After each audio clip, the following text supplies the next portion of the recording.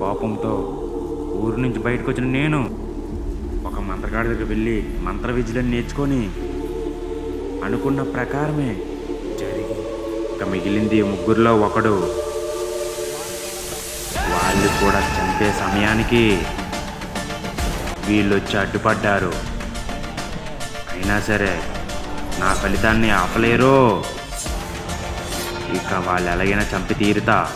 తమ్ముడు, ఒక ప్రాణానికి 2 ప్రాణాలు తీసుకున్నాం, ఇక నుంచైనా వదిలేయ్. వాళ్ళు వదిలే సమస్య లేదు. నీ మంచి కోరి చెప్తున్నా, వీళ్ళ ప్రపంచాన్ని వదిలి వెళ్ళిపో. వీడిని చంపేదాకా వీడిని కాదు, ఈ ప్రపంచాన్నే వదిలి వెళ్ళను. ఇక నీకు మాటలతో చెప్పే పని లేదు, నిన్ను నా ఆధీనంలో బంధించుకుంటా. ఓ